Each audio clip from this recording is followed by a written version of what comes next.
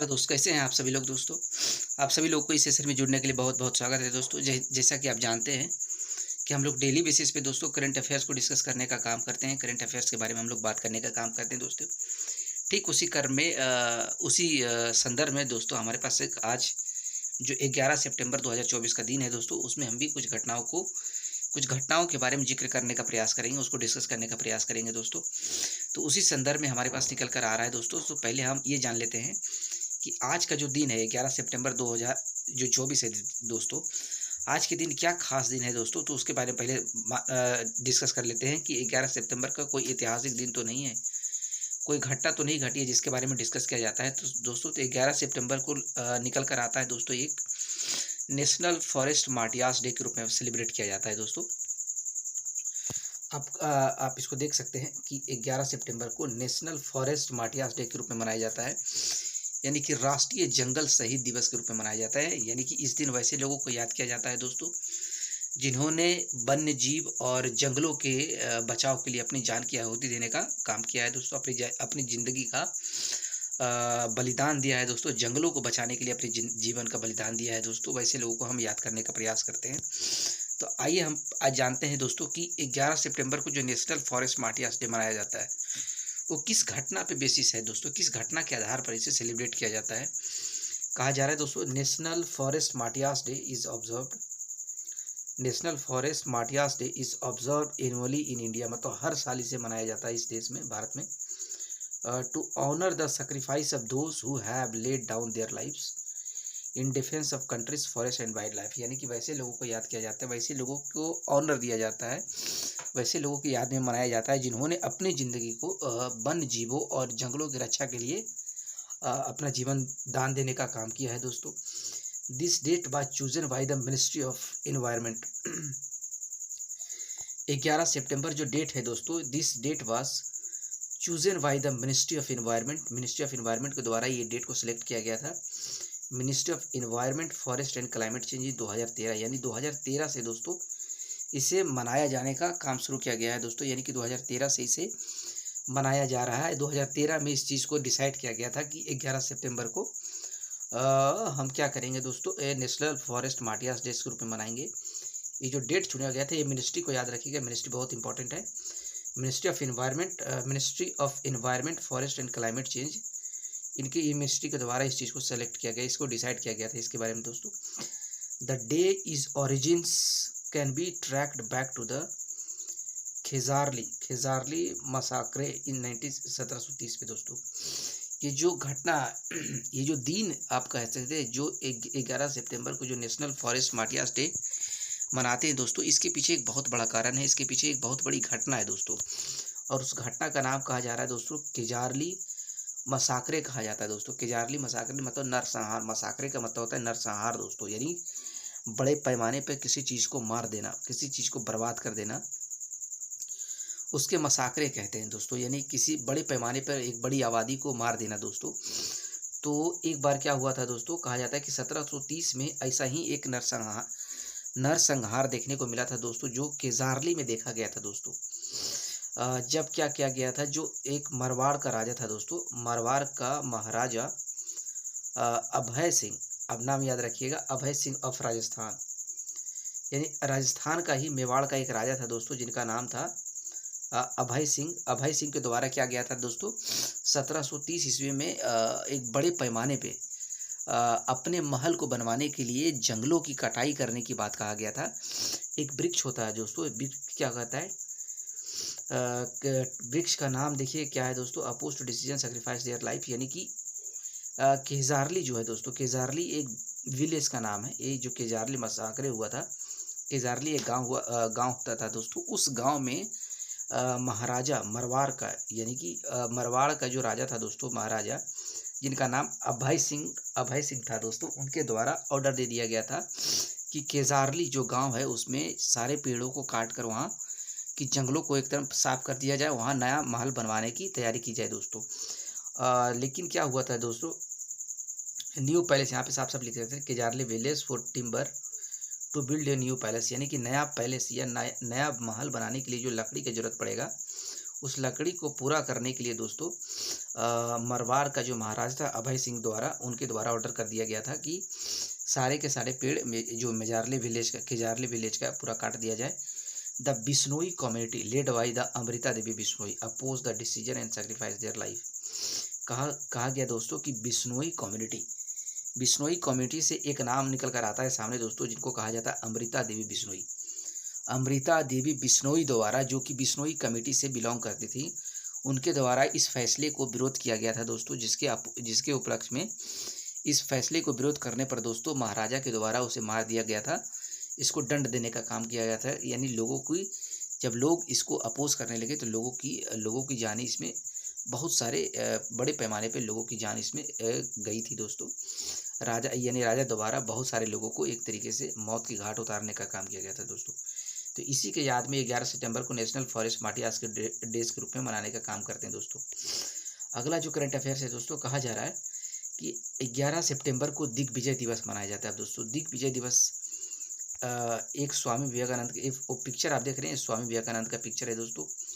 इनके द्वारा 1893 में दोस्तों शिकागो, यानी कि जो अमेरिका का एक शहर था दोस्तों, शिकागो में इनके द्वारा एक ग्राउंड ब्रेकिंग स्पीच दिया गया था। तो उस स्पीच के याद में दोस्तों इनके द्वारा जो 1893 में शिकागो में जो भाषण दिया गया था दोस्तों स्वामी विवेकानंद जी द्वारा, उसी भाषण को याद करते हुए दोस्तों हमारे प्राइम मिनिस्टर जो नरेंद्र मोदी जी हैं दोस्तों, उनके द्वारा 2010 में घोषणा की गई थी दोस्तों कि हम लोग 11 सितंबर को दिग्विजय दिवस के रूप में मनाए जाएंगे। इसको हम डिटेल में एक बार नज़र डालते हैं। देखिए, इसको डिटेल में हम एक बार जानने का प्रयास करते हैं दोस्तों कि क्या लिखा हुआ है इसके बारे में।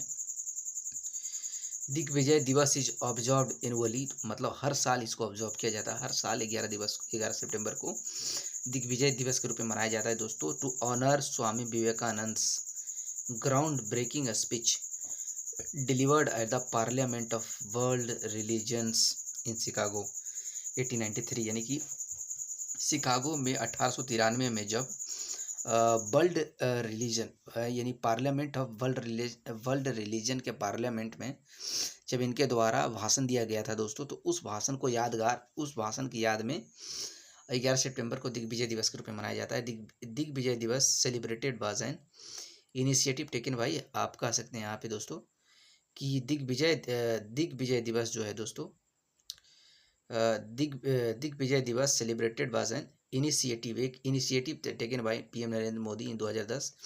यानी कि ये जो इनिशिएटिव है दोस्तों पीएम नरेंद्र मोदी द्वारा 2010 में लिया गया था दोस्तों। आगे क्या देखते हैं, आगे इसके बारे में क्या लिखा हुआ है उसके बारे में जानते हैं। एक बुक है दोस्तों, एक बुक के बारे में हम लोग इसमें चर्चा करने का काम करेंगे। बुक के बारे में क्या कहा जा रहा है, एक ऑटोबायोग्राफी है दोस्तों। ऑटोबायोग्राफी हम उसे कहते हैं जब कोई आदमी खुद अपना किताब लिखता है, अपनी जीवन कथा लिखता है, तो उसको ऑटोबायोग्राफी कहते हैं दोस्तों। तो एक ऑटोबायोग्राफी निकल कर आ रहा है, कहा जा रहा है autobiography of former union minister Sushil Kumar Shinde 5 decades in politics. यानी कि एक कह सकते हैं दोस्तों कि सुशील कुमार शिंदे एक हमारे देश में पॉलिटिशियन हुए हैं जो महाराष्ट्र के मुख्यमंत्री के तौर पे भी काम किए हैं दोस्तों, और फॉर्मर यूनियन मिनिस्टर यानी कि एक तरीके से केंद्रीय मंत्री भी रह चुके हैं। तो ये अपना एक अपना जो जीवन परिचय देने का, ये अपनी जो इनकी जो खुद की राजनीतिक जो एक अनुभव रहा है दोस्तों, राजनीतिक जो इनका करियर रहा है, उसके बारे में इनके द्वारा एक किताब लिखा गया है दोस्तों। उनके द्वारा खुद की अपनी जीवनी के बारे में, खुद की अपनी जीवनी को उन्होंने लिखने का प्रयास किया, उन्हें बताने का प्रयास किया है दोस्तों एक किताब के थ्रू, जिसका टाइटल है दोस्तों 5 डेकेड्स इन पॉलिटिक्स, यानी पॉलिटिक्स में पूरे 50 साल दोस्तों। The book 5 decades in politics written with journalist author Rashid Kidwai. यानी कि एक किताब जो लिखा गया है दोस्तों, एक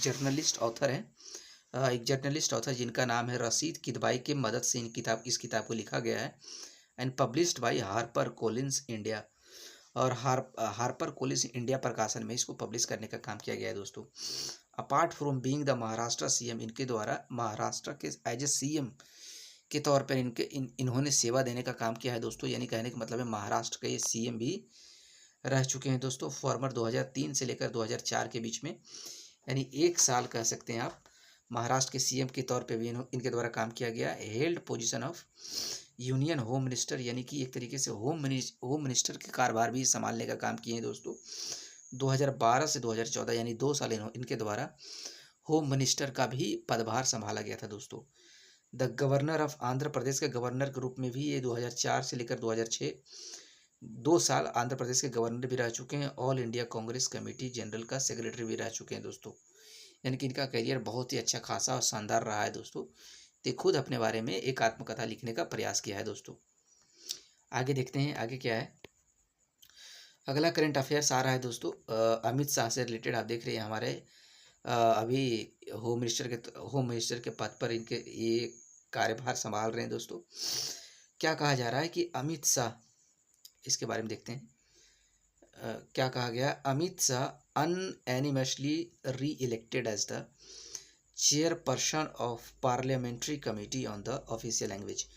यानी कि ऑफिशियल लैंग्वेज पे जो पार्लियामेंट्री कमेटी बनाई जाती है दोस्तों, हमारे देश का जो तय करता है कि ऑफिशियल लैंग्वेज क्या होगा, कौन सा लैंग्वेज को ऑफिशियल लैंग्वेज का दर्जा दिया जाएगा, या फिर हमारे देश में जितने भी ऑफिशियल लैंग्वेज है उन पे जो पार्लियामेंट्री कमेटी बैठाई जाती है दोस्तों, उनका एक तरीके से चेयरपर्सन इन्हें फिर से एक बार इलेक्ट किया गया है दोस्तों।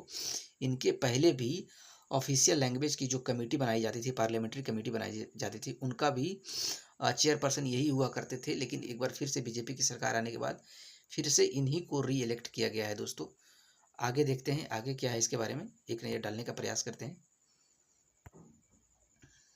क्या हो गया भाई, खुल जाओ यार प्लीज़ यार, दिख जाओ भाई, परेशान मत करो यार। आगे आगे आगे आइए, इसमें हम डिटेल में बात करने का प्रयास करते हैं दोस्तों। किसके बारे में क्या कहा गया है। कहा जा रहा है Amit Shah re elected as a chairperson of, Amit Shah, क्या कहा गया है, Amit Shah re elected as a chairperson of parliamentary committee on official language दोस्तों।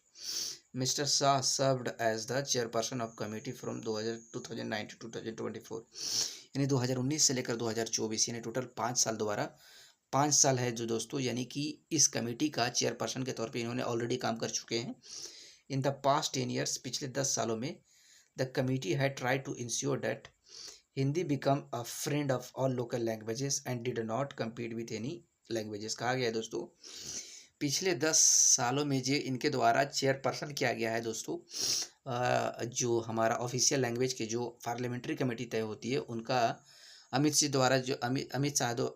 द्वारा जो हेड किया गया है दोस्तों। पिछले 10 साल में जो इस कमेटी का जो मेन फोकस रहा है दोस्तों, उसमें कहा गया है कि पिछले 10 साल में ये कोशिश की गई है दोस्तों कि जो हिंदी लैंग्वेज ही हो दोस्तों, हमारा ऑफिशियल लैंग्वेज होना चाहिए। यानी कि हिंदी लैंग्वेज को ऑफिशियल लैंग्वेज बनाने पे ज़्यादा फोकस किया गया है। ऑफिशियल लैंग्वेज का मतलब होगा दोस्तों कि जितने भी सरकारी काम होंगे सब हिंदी लैंग्वेज में ही होना चाहिए दोस्तों। तो इस पर अच्छा खासा ध्यान दिया गया है पिछले 10 सालों में दोस्तों। और इसके साथ साथ जो लोकल लैंग्वेज रहे हैं, लोकल लैंग्वेज को भी एक तरीके से साथ लेकर चलने का काम किया गया है दोस्तों। यानी उसको कंप्यूटर मानने की जगह उसका एक दोस्त की तरह, सबऑर्डिनेट की तरह उसे ट्रीट किया गया है दोस्तों। इन 1976 में दोस्तों पार्लियामेंट्री कमेटी, क्या कहा गया है, parliamentary committee on the official language was constituted under the provisions of section 4 of the official language act 1963 को, यानी 1976 में पहली बार ऑफिशियल लैंग्वेज पर पार्लियामेंट्री कमेटी को बनाया गया था दोस्तों, जो कि एक कंस्टिट्यूट किया गया था, यानी कि उसे एक संवैधानिक तौर पे उसे बनाया गया था under the provision of section 4 of the official language act. जो 1963 में ऑफिशियल लैंग्वेज एक्ट जो पास हुआ था दोस्तों, उसके सेक्शन 4 के तहत 1976 में parliamentary committee on official language को तैयार किया गया था दोस्तों। The committee comprises 30 members of parliament. इस कमेटी में दोस्तों, यानी ऑफिशियल लैंग्वेज की इस कमेटी में पार्लियामेंट के 30 मेंबर्स होते हैं दोस्तों, जिसमें से 20 are from the Lok Sabha and 30 from the Rajya Sabha. यानी कि 20 जो होते हैं लोकसभा से होते हैं, बाकी 10 जो होते हैं दोस्तों राज्यसभा से होते हैं। आगे देखिए क्या है, इस पर भी चर्चा करते हैं। अगला न्यूज निकल कर आ रहा है दोस्तों, commission for air quality management, जिसको हम कहते हैं CAQM, उनका चेयरमैन के तौर पे एक तरीके से राजेश वर्मा को चुना गया है दोस्तों। आप इसको देखिएगा, कहा जा रहा है commission for air quality management, यानी कि इस देश में क्वालिटी एयर को मैनेज करने के लिए जो कमीशन तैयार किया गया है दोस्तों, उनके हेड के तौर पर राजेश वर्मा को दोस्तों चुना गया है, राजेश वर्मा को उसका हेड बनाया जाने का काम किया गया है दोस्तों। आप यहाँ देख सकते हैं commission for air quality management, ये डिपार्टमेंट है दोस्तों। आगे आइए इसके बारे में हम डिटेल में चर्चा करते हैं, इस पर बात करते हैं। कहा जा रहा है कि राजेश वर्मा एज्यूम्स, क्या कहा जा रहा है दोस्तों, Rajesh Verma assume charge as CAQM, जिसको कह सकते हैं commission for air quality management chairperson के रूप में इनको चुना गया है दोस्तों।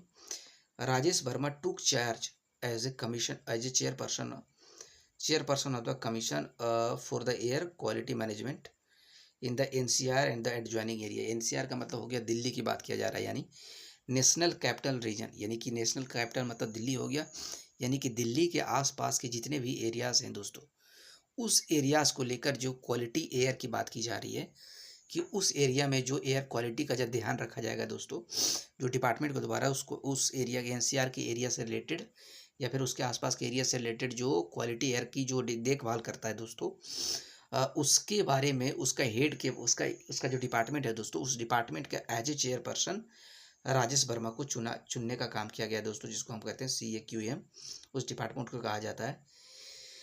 ही had served as a secretary of president Murmu prior to he superannuation of 31 August 2024 ये दोस्तों, यानी कि इनके पहले, यानी Rajesh Verma commission for air quality management का चेयरपर्सन होने के पहले क्या थे, हमारे जो राष्ट्रपति है द्रौपदी मुर्मू दोस्तों, उनका एक सेक्रेटरी के रूप में इनके द्वारा काम किया जा रहा था। यानी कि इनको जो ये नया अपॉइंटमेंट CAQM में मिला है दोस्तों, उसके पहले ये कहाँ थे, प्रेसिडेंट हमारा राष्ट्रपति द्रौपदी मुर्मू के सेक्रेटरी हुआ करते थे दोस्तों, जो कि 31 अगस्त 2024 तक इनका कार्यभार वहाँ पे समाप्त कर दिया गया था दोस्तों। ये सक्सीड्स डॉक्टर मोमो MM कुत्ती दोस्तों, यानी अभी अगर देखा जाए तो CAQM के जो चेयरपर्सन था दोस्तों, उनका नाम था MM कुट्टी, और उसके जगह अब इनको बनाया गया है दोस्तों। आगे देखते हैं क्या कहा गया है। एक न्यूज इससे निकल कर आ रहा है दोस्तों, कहा जा रहा है कि आर्मी के द्वारा दोस्तों, army celebrated 100th birthday of world war II veteran lance Naik Charan Singh in the Punjab Ropar district. कहा जा रहा है, ये पिक्चर आप देख रहे हैं दोस्तों, ये पिक्चर है जो आप पिक्चर देख रहे हैं, ये पिक्चर में जो आदमी खड़ा है दोस्तों, इनका नाम है दोस्तों लांस नायक चरण सिंह दोस्तों। लांस नायक चरण सिंह ये आदमी का नाम है, यानी एक सोल्जर है दोस्तों। ये पंजाब के रोपर डिस्ट्रिक्ट के रहने वाले हैं, पंजाब के रोपर डिस्ट्रिक्ट से बिलोंग करते हैं, और ये एक तरीके से सोल्जर हैं जिनके द्वारा वर्ल्ड वार II की जो लड़ाई हुई थी दोस्तों, उस जंग में इनके द्वारा पार्टिसिपेट किया जाता है दोस्तों। और इन्हीं के एक तरीके से उसी चीज़ को याद करते हुए दोस्तों, कि वर्ल्ड वार में इनके द्वारा जो पार्टिसिपेट किया गया था, उसी चीज़ को याद करते हुए आर्मी ने दोस्तों 11 सितंबर 2024 को इनका 100वां जन्मतिथि मनाने का काम किया है। 100वां जन्मतिथि मनाकर इनको याद करने का काम किया है दोस्तों। यानी चरण Singh was born on September 7, 1924, यानी कि 1924 में 7 सितंबर 1924 में इनका जन्म हुआ था दोस्तों। ज्वाइंड द आर्मी 1942, 1942 में इन्होंने आर्मी को ज्वाइन किया था। And retired from the service 1959 में इन्होंने रिटायर्ड हो गया, इन्होंने अपना रिजिग्नेशन दे दिया था दोस्तों। यानी कि 1942 से लेकर 1959 तक इन्होंने एक तरीके से कह सकते हैं आप आर्मी में सेवा करने का काम किया गया था इनके द्वारा दोस्तों। And serve in the royal Indian army service corps में इनका, यानी कि ये जो बटालियन था दोस्तों, जो डिपार्टमेंट था, जो जिस बटालियन में या फिर जिस गुट में इनके द्वारा काम किया गया था, इनके द्वारा सर्विस दिया गया था दोस्तों, वो गुट का नाम है royal Indian army service corps दोस्तों, जिसमें इनके द्वारा सर्विस दिया गया था दोस्तों, जो कि एक तरीके से ब्रिटिश सरकार के अंदर हुआ करता था उस समय दोस्तों। आइए देखते हैं इससे आगे क्या है न्यूज़ दोस्तों। आगे का न्यूज़ है दोस्तों, कहा जा रहा है कि पूरी दुनिया का पहली बार यूपी's फर्स्ट वल्चर, यानी यूपी का पहला वल्चर कंजर्वेशन सेंटर्स इन गोरखपुर, यानी गोरखपुर जो डिस्ट्रिक्ट है दोस्तों, उत्तर प्रदेश का जो गोरखपुर डिस्ट्रिक्ट है, जहाँ से कभी योगी आदित्यनाथ जी MP हुआ करते थे दोस्तों, उस गोरखपुर में यूपी का पहला वल्चर कंजर्वेशन के रूप में तैयार किया गया है दोस्तों। यानी कि पहले बार वल्चर कंजर्वेशन सेंटर खोलने का काम किया गया है दोस्तों, जो कि रेड हैंडेड, ये देख सकते हैं रेड हेडेड वल्चर के लिए दोस्तों ये कंजर्वेशन सेंटर गोरखपुर में खोला गया है, या गोरखपुर लोकेशन आप देख सकते हैं। आगे देखते हैं इसके बारे में क्या कहा गया, आगे इसके बारे में डिटेल में चर्चा करते हैं दोस्तों।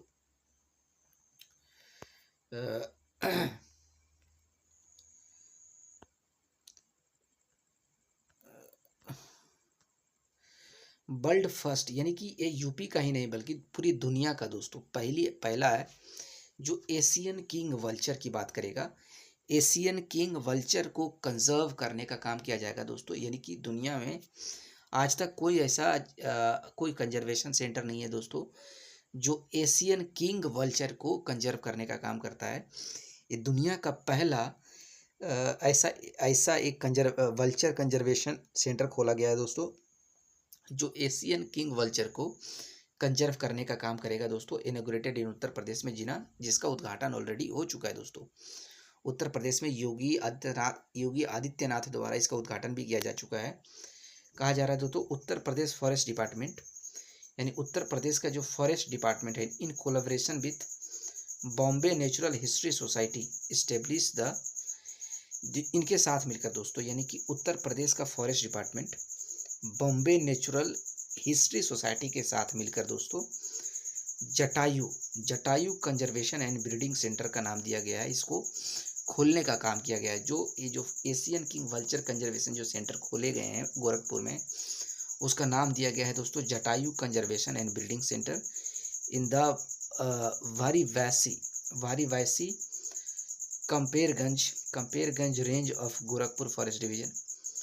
ये लोकेशन है दोस्तों Bhari Baisi Campierganj range of Gorakhpur forest division, ये इसका रेंज है दोस्तों, जो कि महाराजगंज में पड़ता है, यानी महाराजगंज जिला में मुख्यतः पड़ता है दोस्तों।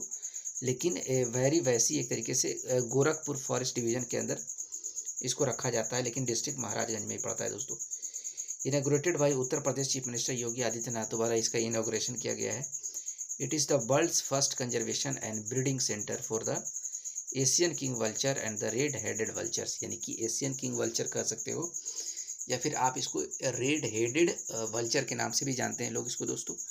इनके द्वारा क्या गया है कि दुनिया का पहला कंजर्वेशन और ब्रीडिंग सेंटर, यानी कि यहाँ इनका प्रजनन भी होगा दोस्तों, इसके लिए इसको तैयार किया गया है दोस्तों। आगे देख लेते हैं आगे क्या कहा गया है।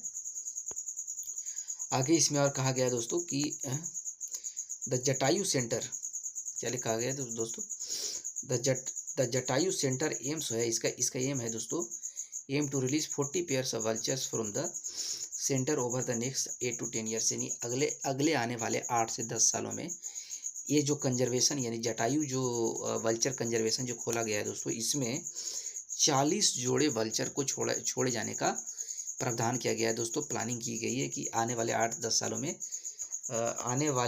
सालों में इसमें 40 जोड़े वल्चर जो एशियन वल्चर है दोस्तों, जो रेड हेडेड वल्चर है, उसको एक तरीके से छोड़ा जाने का काम किया जाएगा दोस्तों। द बर्ड इज थ्रेटेंड, कहा जाता है ये जो बर्ड है दोस्तों, ये एक तरीके से इंडेंजर्ड स्पीसीज है, एक तरीके से विलुप्त होने के कगार पे है दोस्तों।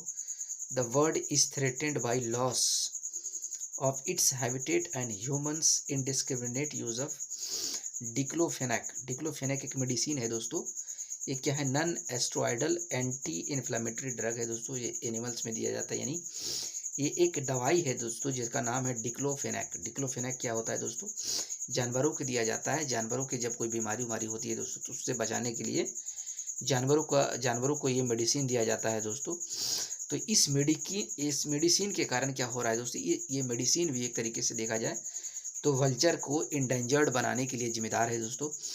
कहा जा रहा है कि जो बर्ड है वो थ्रेटेंड है, मतलब ख़त्म हो रहा है दिन पर दिन, वो इसकी जो प्रजाति है दोस्तों लुप्त होती जा रही है, क्योंकि इसका जो हैबिटेट है, इसका जो रहने का जगह है, इसका जो एटमॉस्फेयर है दोस्तों, दिन पर दिन क्या हो रहा है, वो ख़त्म होते जा रहा है। और जो इंसानों द्वारा जो दवाई इस्तेमाल किया जा रहा है जानवरों को बचाने के लिए दोस्तों, जानवरों को मरने के बाद उस जानवरों को जब गीध के द्वारा खाया जाता है, उस जानवरों को जब गीध उसे खाती है दोस्तों, तो उसमें जो दवाई दिया जाता है जानवरों को, वो दवाई गीध के पेट में जाता है दोस्तों, जिसके कारण उसकी मौत की संभावनाएं बढ़ जाती है दोस्तों।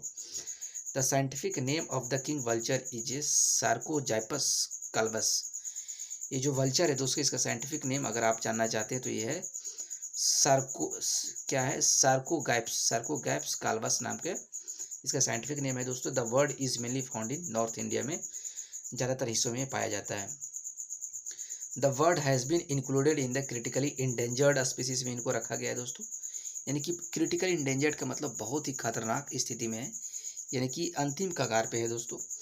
Species list in the ICUN का रेड लिस्ट में है दोस्तों ये, यानी ICUN का होता है international union for conservation of nature, यानी कि एक इंडेंजर्ड स्पीसीज है दोस्तों। अगला करंट अफेयर्स क्या है दोस्तों, अगला इस पर नज़र डालते हैं। इसमें क्या कहा जा रहा है, कहा जा रहा है कि केंद्रीय गृह एवं सहकारिता मंत्री जो अमित शाह हमारे हैं, श्री अमित शाह द्वारा मुंबई समाचार की डॉक्यूमेंट्री 200 नॉट आउट का विमोचन किया गया है दोस्तों। यानी कि एक मुंबई समाचार की डॉक्यूमेंट्री बनाई गई है। मुंबई समाचार दोस्तों जो मुंबई न्यूज़ को एक तरीके से प्रकाशन करने का काम करता है, उसके डॉक्यूमेंट्री बनाया गया, उसको डॉक्यूमेंट्री को एक तरीके से लॉन्च किया गया है। उस डॉक्यूमेंट्री का नाम है दोस्तों 200 नॉट आउट। ये इंपॉर्टेंट है दोस्तों। आइए चलिए आगे देखते हैं कि क्या कहानी है इसमें। कहा जा रहा Amit Shah releases documentary on Amit Shah releases the documentary on Mumbai Samachar 200 year journey. यानी कि मुंबई समाचार जो पत्रिका है दोस्तों, इसका अगर देखा जाए तो 11 सितंबर 2024 को पूरे 200 साल हो चुके हैं दोस्तों। ये जो मुंबई समाचार है पूरे 11 सितंबर 2024 को पूरे अपने जर्नी का 200 साल पूरे कर चुके हैं दोस्तों। और इन 200 सालों में ये जो समाचार पत्र है दोस्तों, कभी बीच में कभी बंद होने का प्रयास नहीं किया गया, इसको किसी के द्वारा इसे बंद कराने का प्रयास नहीं किया गया दोस्तों, ना ही बीच में कभी ये बंद हुआ दोस्तों। यानी कि जो मुंबई समाचार है पिछले 200 सालों में दोस्तों, 200 सालों से लगातार अपना काम कर रही है, अपना न्यूज़ प्रकाशित करने का काम कर रही है दोस्तों। तो इसी के उपलक्ष्य में उनके लिए एक तरीके से देखा जाए तो देश में सबसे पुराना पत्रकार एक तरीके से समाचार पत्र है दोस्तों। इसी के उपलक्ष्य में, इसी चीज़ को ध्यान में रखते हुए अमित शाह जी द्वारा, जो हमारे होम मिनिस्टर हैं दोस्तों, उनके द्वारा एक डॉक्यूमेंट्री इन पे तैयार किया गया है कि मुंबई समाचार नॉट आउट 200 नॉट आउट नाम के एक डॉक्यूमेंट्री को तैयार किया गया है दोस्तों। डॉक्यूमेंट्री जो फिल्म है दोस्तों, उसका नाम है मुंबई समाचार 200 नॉट आउट दोस्तों। ये टाइटल से ये डॉक्यूमेंट्री फिल्म तैयार किया गया है। मुंबई समाचार इज़ द ओल्डेस्ट, क्या कहा गया दोस्तों इसके बारे में, मुंबई समाचार is the oldest continuously published newspaper in Asia. ये इंडिया में ही नहीं दोस्तों, ये पूरे एशिया की अगर बात करें तो पूरे एशिया में कोई ऐसा प्रेस नहीं है दोस्तों, कोई ऐसा पत्र का मतलब कोई ऐसा एक्सप्रेस नहीं है, न्यूज़ एक्सप्रेस नहीं है जो इस तरीके का अभी तक 200 साल से न्यूज़ को एक तरीके से प्रकाशित करने का काम कर रहा है दोस्तों, पब्लिश करने का काम कर रहा है। जो इस्टेब्लिश्ड इन 1822 में इसको इस्टेब्लिश किया गया था, 1822 में दोस्तों, 1822 ईस्वी में इसको एक तरीके से शुरुआत की गई थी भाई एक फरडून जी मारजवान द्वारा, जो एक पारसी हुआ करते थे द्वारा, इनके द्वारा ही शुरुआत किया गया था। It is published in Gujarati and English, यानी कि दोस्तों इसको गुजराती और इंग्लिश में पब्लिश किया जाता था दोस्तों। हरमोसजी एंड कामा दोस्तों, ये जो नाम आप देख रहे हैं Hormusji N Cama the managing director of the Mumbai Samachar. यानी हाल फिलहाल का अगर देखा जाए मुंबई समाचार, हाल फिलहाल जो देखा जाए दोस्तों, मुंबई समाचार का जो मैनेजिंग डायरेक्टर के रूप में जो काम कर रहा है दोस्तों, उनका नाम है हरमोसजी एन कामा के रूप में उनको याद किया जाए, उनका नाम है हरमोसजी एन कामा दोस्तों। The trailer for Mumbai Samachar 200 not out, the trailer for Mumbai Samachar 200 not out was launched by prime minister Narendra Modi at the newspapers bicentenary event in June 2022 में इसको लॉन्च करने का काम किया गया था दोस्तों। आइए अगला करंट अफेयर्स क्या है उस पर भी एक नज़र डालते हैं। कहा जा रहा है दोस्तों कि कर्नाटका गवर्नमेंट लॉन्च द निपुण कर्नाटका।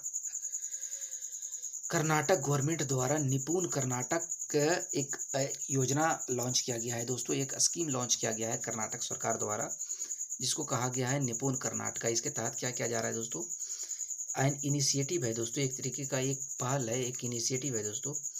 एन इनिशिएटिव है aimed at equipping youth in state with industry specific skill particularly with in the state rapidly growing the IT sector. यानी कि कहा जा रहा है इस इनिशिएटिव से क्या किया जाएगा दोस्तों, पूरा जो एक तरीके से जो कर्नाटक का जो इंडस्ट्री बेस्ड जो है दोस्तों, यानी कि जो इंडस्ट्री से रिलेटेड चीज़ें हैं, यानी आईटी सेक्टर से जो भी जॉब है दोस्तों, आईटी सेक्टर से जो भी रिलेटेड जॉब है, जो काम है आईटी सेक्टर में, कर्नाटक यूथ को एक तरीके से रोजगार देने के लिए दोस्तों, एक तरीके से स्किल्ड बनाने के लिए, यानी कर्नाटक यूथ को स्किल्ड बनाना है आईटी सेक्टर के क्षेत्र में दोस्तों, आईटी के फील्ड में दोस्तों, उसके लिए ये पहल को निपुण कर्नाटका के रूप में इसको बनाया गया है, इसको तैयार किया गया है दोस्तों।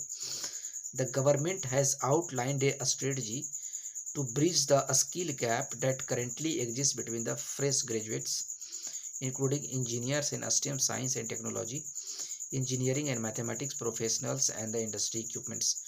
कहने का मतलब है दोस्तों कि government has outlined a strategy to bridge the skill gap that currently exist between the fresh graduates, यानी कि जो अभी जो दोस्तों एक तरीके से जो गैप है, यानी कि एक तरीके कहने का मतलब है जो प्रैक्टिकल नॉलेज का जो गैप है दोस्तों, जैसे स्कूलों और कॉलेजों में द्वारा, कॉलेजों में क्या होता है दोस्तों, स्कूलों और कॉलेजों में एक तरीके से देखा जाए तो प्रैक्टिकल नॉलेज नहीं दिया जाता है दोस्तों, थ्योरी नॉलेज दिया जाता है। तो थ्योरी नॉलेज स्कूलों और कॉलेजों में थ्योरी नॉलेज दिया जाता है, और जो जहाँ काम किया जाता है दोस्तों, जहाँ फैक्ट्री या फिर इंडस्ट्री में जहाँ काम होता है वहाँ प्रैक्टिकल नॉलेज की ज़रूरत होती है। तो थ्योरी और प्रैक्टिकल नॉलेज के जो मिसिंग होता है दोस्तों कॉलेजों में, उस प्रैक्टिकल नॉलेज को भरपाई करने के लिए दोस्तों कर्नाटका गवर्नमेंट ने निपुण कर्नाटका योजना का शुभारंभ किया है दोस्तों। इसमें सारे आ जाते हैं, इसमें उन्होंने फ्रेशर ग्रेजुएट को भी कंसीडर किया है, इंजीनियर्स को भी किया है, स्टेम यानी साइंस, जो साइंस बैकग्राउंड से उनको भी किया है, जो टेक्नोलॉजी के बारे में सीखते हैं उनको भी किया है, जो इंजीनियरिंग और मैथमेटिक्स से रिलेटेड है उनको भी टारगेट करने का काम किया है, या फिर जो प्रोफेशनल कोर्स करते हैं या फिर इंडस्ट्रियल रिक्वायरमेंट्स के बेसिस पे होता है जिनका, उन सभी को इनके द्वारा टारगेट किया गया है दोस्तों। आज के सेशन में इतना ही रखते हैं दोस्तों, बाकी बातें हम अगले सेशन में करते हैं। आपको उम्मीद करते हैं कि आप सभी लोगों को दोस्तों चीज़ें बहुत अच्छे से समझ में आ गया होगा, बहुत अच्छे से आप लोगों के द्वारा जानने का और समझने का प्रयास किया गया होगा दोस्तों। हमारे साथ जुड़ने के लिए आप सभी लोगों को बहुत बहुत धन्यवाद। तब तक आप अपना ख्याल रखिए।